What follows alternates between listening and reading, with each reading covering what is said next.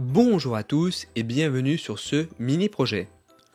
Aujourd'hui, nous allons voir comment implanter une régression linéaire simple dans Python en utilisant Jupyter Notebook.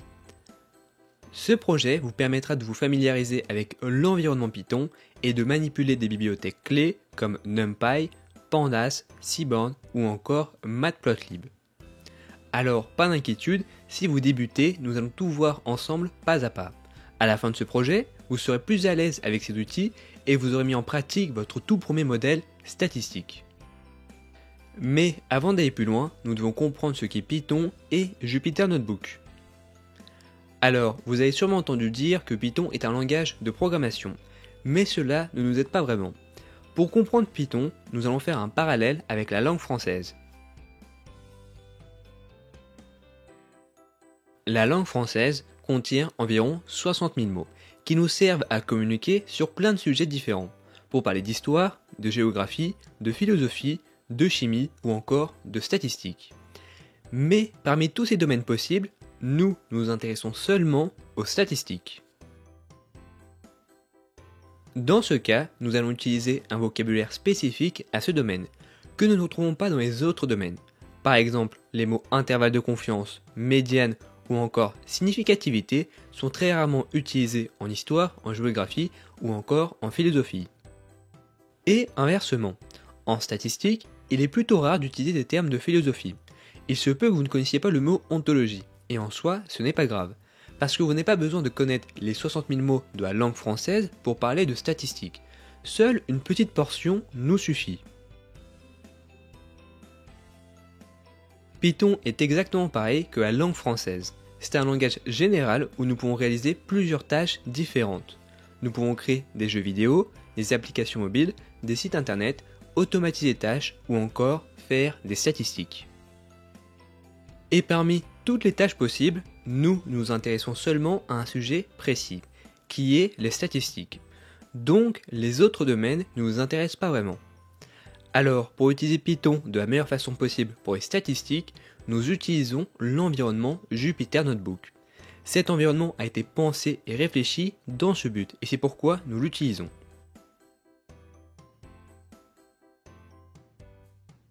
Pour l'exemple qui va suivre, nous allons ouvrir Anaconda, qui est un logiciel contenant plusieurs environnements différents, dont Jupyter Notebook. Alors, si vous n'avez pas Anaconda, vous pouvez toujours le télécharger sur internet. Il est gratuit et le lien est dans la description. Nous cliquons sur Jupyter Notebook et si c'est la première fois que vous cliquez sur Jupyter Notebook, c'est normal que cela prenne un peu de temps. Quand nous cliquons sur Jupyter Notebook, une page internet s'ouvre. Nous observons que nous avons une multitude de dossiers et notre but est de créer un fichier Python. Mais nous n'allons pas le créer n'importe où. Nous allons le créer dans un dossier qui sera facile à retrouver pour nous. Dans mon cas, cela sera dans le dossier Documents. Dans le dossier Documents, nous allons créer un autre dossier Projet-Python qui va contenir tous les fichiers Python. Dans ce dossier, nous créons notre fichier Python. Alors, en créant notre fichier Python, une nouvelle page va s'ouvrir. Nous renommons le fichier Régression linéaire simple, car notre projet porte sur la régression linéaire simple. Alors, Jupyter Notebook a une architecture un peu particulière, où le code est organisé en cellules. Et chaque cellule peut soit être une cellule de code, c'est-à-dire du code Python, soit une cellule Markdown, qui permet d'ajouter du texte, des titres ou encore des images. Par exemple, si nous écrivons 1 plus 1 dans une cellule de code et que nous exécutons la cellule, cela nous renvoie 2. Alors, une petite astuce qui vous sera utile pour la suite est que pour supprimer une cellule, nous pouvons cliquer 2 fois sur la lettre D. D pour Delete. Comme je l'ai déjà expliqué précédemment, cette architecture a été conçue et réfléchie pour effectuer des statistiques avec Python. Bon, rentrons dans le vif du sujet. Notre objectif est de reprendre l'exemple avec le nombre d'heures étudiées et les notes obtenues dans une classe de 10 élèves, et d'implémenter la régression linéaire simple sur Jupyter Notebook. Alors, une bonne démarche à avoir est de toujours écrire l'objectif dès le début d'un projet. Donc nous transformons la cellule en une cellule Markdown et nous écrivons objectif prédire les notes des élèves avec une régression linéaire simple. Maintenant que nous avons défini notre objectif, passons à la première étape d'un projet. Importer les bibliothèques utiles pour notre projet. Alors, si c'est la première fois que vous utilisez Jupyter Notebook, vous vous demandez peut-être ce qu'est une bibliothèque. Une bibliothèque est une collection de fonctions et de classes qui sont déjà écrites et que nous pouvons simplement utiliser. Bon, pour que ce soit plus clair, prenons un exemple. Importons la bibliothèque NumPy. Imaginons que nous voulons calculer la moyenne de cette liste de nombres 1, 2, 3, 4 et 5. Nous pouvons faire le calcul manuellement. Nous faisons 1 plus 2 plus 3 plus 4 plus 5, le tout divisé par 5. Si on exécute la cellule, la moyenne est de 3. Mais au lieu de perdre du temps à écrire le calcul à chaque fois, nous pouvons utiliser la bibliothèque NumPy. Dans cette bibliothèque, il y a déjà une fonction qui permet d'automatiser ce processus, avec la fonction min qui signifie moyenne en anglais. Pour utiliser cette fonction, nous devons d'abord ajouter NumPy, pour signifier que nous allons utiliser une fonction de cette bibliothèque.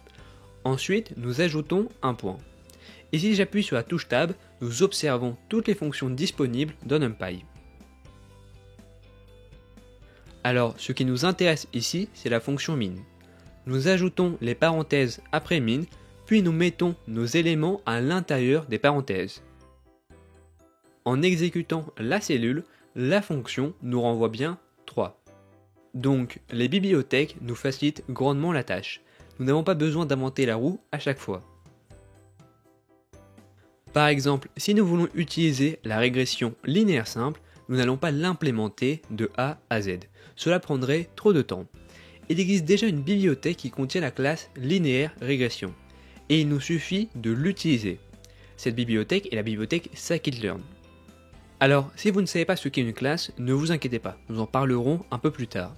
Mais pour l'instant, disons que c'est plus ou moins une fonction, même si cela est un peu plus complexe. Alors, une petite astuce qui vous sera utile est d'utiliser un raccourci pour exécuter les cellules. Depuis le début, je clique sur la petite flèche pour exécuter la cellule, mais il existe un raccourci plus rapide. En appuyant sur Shift plus Entrée, nous pouvons exécuter la cellule plus rapidement. Maintenant que vous comprenez l'utilité des bibliothèques, nous allons les importer. Nous commençons par importer NumPy as NP. Alors là, vous devez demander pourquoi ajouter as NP. Pour utiliser une fonction ou une classe d'une bibliothèque, nous devons ajouter le nom de la bibliothèque, puis nous utilisons la fonction. Vous êtes d'accord que pour dire qu'utiliser à chaque fois NumPy pour une fonction est assez long. Donc, pour que ce soit plus rapide, nous écrivons as NP. Nous stipulons que pour appeler la bibliothèque, il suffit d'écrire NP. Alors, évidemment, vous pouvez renommer de la manière dont vous voulez, mais la convention est d'utiliser NP pour NumPy. Maintenant, si nous souhaitons utiliser la fonction min de NumPy, il suffit d'écrire np.min, ce qui est beaucoup plus pratique.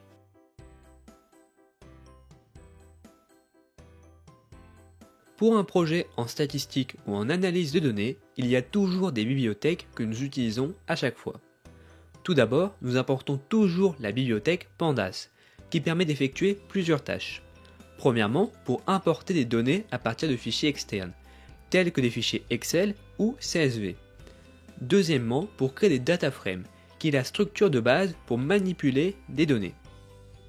Alors, avec Pandas, nous pouvons aussi nettoyer les données, les manipuler en ajoutant ou en supprimant des lignes et des colonnes. C'est donc grâce à cette bibliothèque que nous réalisons ces opérations. Et par convention, pour utiliser plus efficacement les fonctions de Pandas, nous l'importons en écrivant pd. La deuxième bibliothèque indispensable est NumPy. Comme vous avez pu le constater, elle est utilisée pour effectuer diverses opérations mathématiques. Cependant, la principale raison de son utilisation réside dans sa capacité à stocker des données sous forme de tableaux, aussi appelées arrays, c'est-à-dire des structures matricielles. Alors, même si vous n'êtes pas familier avec les matrices, ne vous inquiétez pas, je vous l'expliquerai plus tard. Retenez simplement que cela permet de gérer de grandes quantités de données de manière efficace. Enfin, un autre avantage de NumPy est qu'elle est codée en langage C, ce qui permet d'effectuer des calculs sur de très grands volumes de données beaucoup plus rapidement. La troisième bibliothèque est Matplotlib, qui permet de créer des graphiques. Dans cette bibliothèque, il y a plusieurs modules différents, mais celui qui nous intéresse est matplotlib.pyplot, qui est le module de référence pour les graphiques. Alors, par convention, nous nommons cette bibliothèque PLT pour simplifier son utilisation. Et la dernière bibliothèque est la bibliothèque Seaborn. Elle est basée sur Matplotlib. Elle permet aussi de créer des graphiques, mais de manière plus avancée et de manière plus esthétique. Et par convention, nous nommons cette bibliothèque en SNS. Donc, dans presque tous les projets d'analyse de données, vous retrouverez systématiquement ces bibliothèques. Elles sont omniprésentes en raison de leur complémentarité. Elles ont été conçues dans cet objectif, ce qui rend notre travail beaucoup plus facile. Nous avons terminé la première étape qui consistait à importer les bibliothèques. La deuxième étape est d'importer les données. Alors, comme les données ne sont pas dans un fichier spécifique, nous devons les importer manuellement. Avec Python, il y a différentes façons de stocker les données, mais nous allons seulement apprendre les méthodes qui sont utiles pour les statistiques. La méthode la plus connue est de stocker les données dans des listes. Les listes sont représentées par des crochets et peuvent contenir soit du texte, soit des nombres. Dans notre cas, nous allons mettre les données de chaque élève. Nous mettons le nombre d'heures à étudier dans une liste. Alors, dans une liste, les éléments sont séparés par des virgules. Et si nous voulons ajouter un nombre décimal, nous devons écrire 5.5 pour 5,5. Maintenant que nous avons notre première liste, nous pouvons l'assigner à une variable. Ici, nous l'assignons à la variable x. Nous effectuons la même démarche pour la deuxième variable, c'est-à-dire les notes de chaque élève. Nous assignons cette liste à la variable y. Maintenant que nous avons nos deux listes, nous voudrions les transformer en tableau, comme ici. Alors, pour transformer nos données en un tableau, nous devons connaître la deuxième façon de stocker les données, avec les dictionnaires. Les dictionnaires permettent d'associer une variable à plusieurs valeurs. Par exemple, pour créer un dictionnaire, nous utilisons des accolades. Le premier élément du dictionnaire représente le nom de la variable. Dans notre cas, nous allons utiliser x entre guillemets pour indiquer que nous parlons de la lettre. Et nous voulons qu'elle corresponde à la liste x que nous avons créée précédemment.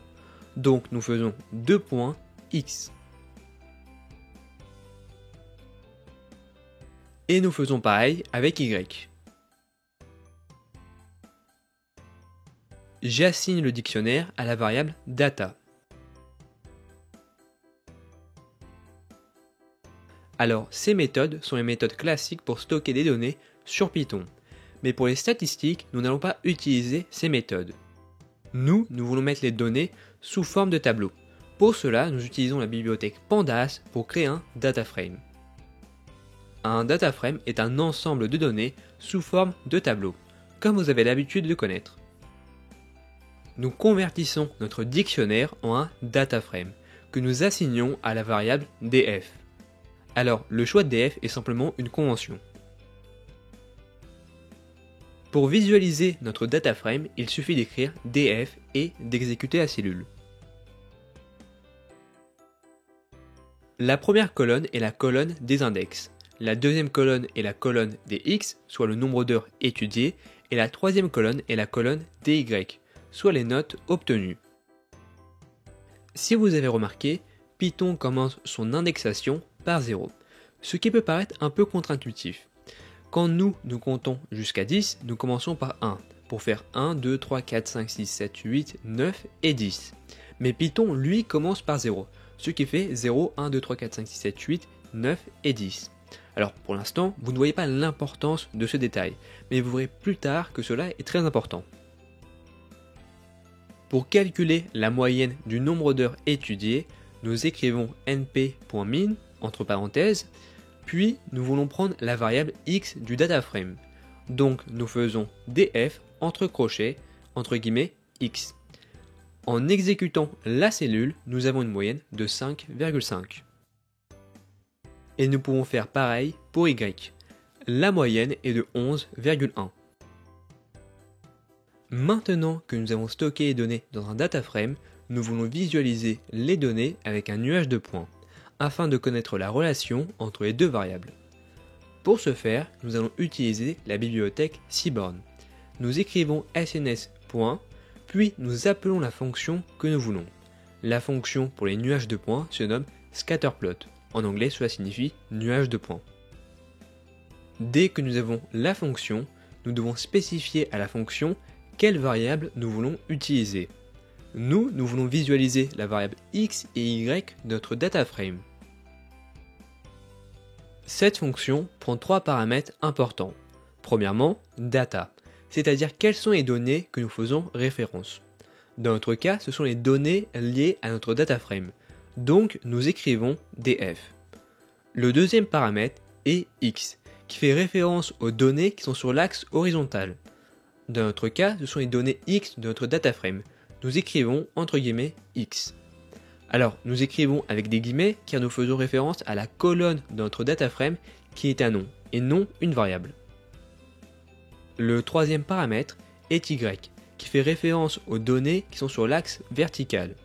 Dans notre cas, ce sont les données y de notre dataframe. Nous écrivons entre guillemets y. En exécutant la cellule, nous avons notre nuage de points. Nous observons que le nuage de points n'est pas très clair. Il serait intéressant d'ajouter des étiquettes ainsi qu'un titre. Pour effectuer cela, nous allons utiliser les fonctions de la bibliothèque Matplotlib. Commençons par ajouter des étiquettes aux axes x et y. Nous écrivons plt.xLabel pour appeler la fonction qui va renommer l'axe horizontal, c'est-à-dire l'axe des x. Puis nous écrivons le texte que nous voulons. Alors comme c'est un texte, nous écrivons avec des guillemets. Nous écrivons nombre d'heures étudiées. Et nous faisons pareil pour l'axe vertical, c'est-à-dire l'axe des y. Nous écrivons plt.ylabel entre guillemets note. Alors, évidemment, nous écrivons ce code en bas du nuage de points, parce que Python exécute le code du haut vers le bas. C'est-à-dire que d'abord il construit le nuage de points, puis il ajoute les étiquettes. Nous pouvons aussi ajouter un titre en appelant la fonction title de Matplotlib. Nous écrivons entre guillemets la relation entre les notes et le nombre d'heures étudiées. Et nous pouvons de nouveau exécuter la cellule pour appliquer les changements. Nous observons que le nuage de points est tout de suite beaucoup plus clair. Alors, une petite remarque, nous observons qu'au-dessus du nuage de points, il y a un petit texte. Ce texte représente l'objet créé par Matplotlib. Alors, il n'est pas très important et nous pouvons l'enlever en écrivant plt.show entre parenthèses. En exécutant la cellule, le texte s'enlève. Nous pouvons également ajuster la taille et la qualité d'une image. Pour cela, nous utilisons une fonction de Matplotlib, appelée figure. Cette fonction prend principalement deux paramètres. Le premier paramètre fixSize définit la taille de la figure. La première valeur correspond à la largeur et la seconde valeur correspond à la hauteur. Dans notre cas, nous choisissons 8 pouces pour la largeur et 6 pouces pour la hauteur. Alors, les unités sont exprimées en pouces, c'est une mesure couramment utilisée dans les pays anglo-saxons. Le second paramètre DPI détermine la résolution de l'image. Plus la valeur de DPI est élevée, plus l'image sera nette, mais cela augmentera aussi la taille du fichier. Nous choisissons une valeur égale à 100 et nous assignons cette configuration à la variable fig. Nous observons une forte corrélation entre les variables. Plus le nombre d'heures étudiées augmente, plus les notes s'améliorent. Ce que nous souhaitons faire maintenant, c'est de tracer une droite qui permettrait de prédire les notes en fonction du nombre d'heures étudiées. Pour tracer une droite de prédiction, l'équation est du type y est égal à a fois x plus b. Notre but est de trouver les valeurs des coefficients qui donnent les erreurs les plus faibles avec les données réelles. Pour trouver ces valeurs, nous utilisons la méthode des moindres carrés ordinaires. Alors maintenant la question que vous devez vous poser est, devons-nous coder à la main la régression linéaire simple? Alors non, il existe déjà une classe avec la bibliothèque scikit-learn. Pour trouver le code, nous allons voir la documentation sur le site, qui est extrêmement intuitif. Nous allons sur le site de scikit-learn. Nous observons qu'il y a 6 onglets en fonction de notre problématique. Alors, nous avons besoin d'une régression linéaire simple. Donc, nous cliquons sur la partie régression. Nous observons qu'il y a plusieurs modèles de régression différents.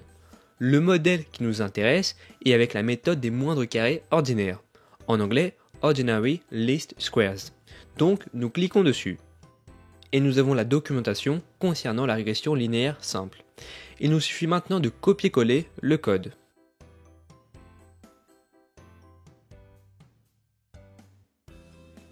Nous commençons par importer depuis la bibliothèque scikit-learn le module Linear Model.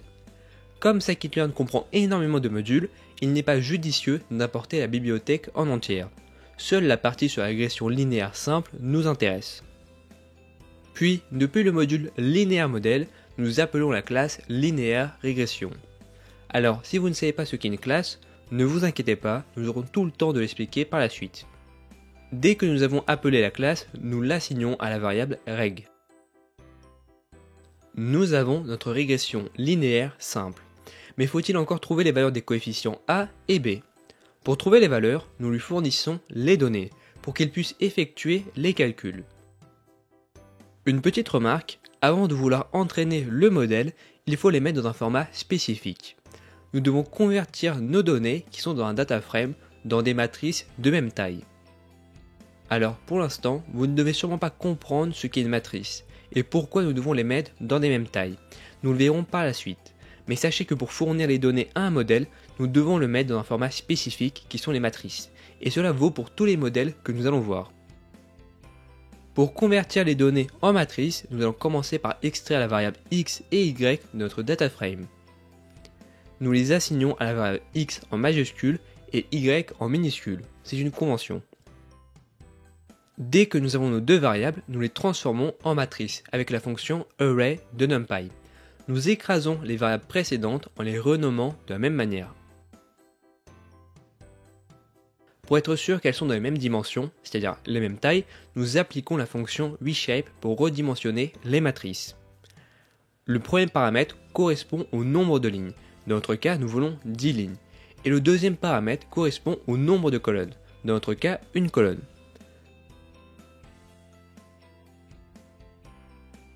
Nous exécutons la cellule avec Shift plus Entrée. Nous pouvons apercevoir les changements en appliquant la fonction shape afin de voir les dimensions de nos matrices. Nous avons bien 10 lignes et une colonne. Bon, ce que nous venons de faire peut vous paraître assez idiot, mais il faut comprendre que les bibliothèques ne sont pas toutes complémentaires. Le format d'une bibliothèque peut entraîner des complications avec une autre bibliothèque. Au début, nous avons converti nos données en un data frame avec la bibliothèque Pandas. Mais pour utiliser ces données, nous devons les convertir en matrices, car c'est de cette manière que nous pouvons entraîner les modèles. Donc, en convertissant les données du data frame en matrices, nous pouvons avoir des problèmes de dimension, et c'est pourquoi nous les redimensionnons par la suite. Maintenant que nous avons nos matrices dans les mêmes dimensions, nous pouvons les donner à notre régression linéaire simple. Le premier paramètre prend les données x, c'est-à-dire la variable indépendante. Et le deuxième paramètre prend les données y, c'est-à-dire la variable dépendante. Nous exécutons la cellule et la régression linéaire simple a été effectuée. Le modèle a trouvé les valeurs des coefficients a et b qui minimisent la fonction coût, c'est-à-dire qui font les erreurs les plus petites. Pour apercevoir le coefficient a, nous appelons reg.coef-du-bas. Le coefficient a est égal à 1,27. Alors pour choisir correctement le coefficient a, nous pouvons ajouter entre crochets 0. Cela choisit le premier élément dans la liste. Assignons le résultat à la variable a. Pour apercevoir le coefficient b, nous appelons reg.intercept-du-bas. le coefficient b est égal à environ 4. Assignons le résultat à la variable b. Nous pouvons enfin créer notre droite de prédiction. Nous écrivons ypred est égal à a fois df entre crochets x plus b. Si nous visualisons la variable, nous observons que nous avons toutes les prédictions pour chaque élève. Alors nous pouvons aussi aller plus loin en visualisant la droite de prédiction sur le nuage de points. Reprenons le code du nuage de points et ajoutons la droite de prédiction. Pour cela, nous utilisons la fonction plot de Matplotlib. Cette fonction prend en entrée deux paramètres importants. Le premier paramètre représente les données pour l'axe horizontal, dans notre cas cela est df entre crochets entre guillemets x. Le deuxième paramètre représente les données pour l'axe vertical, dans notre cas cela est ypred. Et nous pouvons aussi définir une couleur, dans notre cas nous allons ajouter red pour rouge. En exécutant la cellule, nous observons la droite de prédiction avec le nuage de points. Alors, si vous souhaitez augmenter l'épaisseur de la droite, vous pouvez le faire en ajoutant le paramètre lineWidth est égal à 2. Cette droite est la droite qui minimise notre fonction coût. C'est la meilleure droite de prédiction. Imaginons maintenant que nous voulons prédire la note d'un élève qui a étudié 6 heures. Nous pouvons le faire en faisant reg.predict entre crochets 6. En exécutant la cellule, cela nous renvoie 11,73. Si un élève étudie 6 heures, la régression linéaire simple prédit 11,73 sur 20. Alors félicitations, vous venez d'implémenter votre premier modèle de statistique sur Python. Dans la prochaine vidéo, nous irons un peu plus loin en apprenant la régression polynomiale ainsi que la régression linéaire multiple.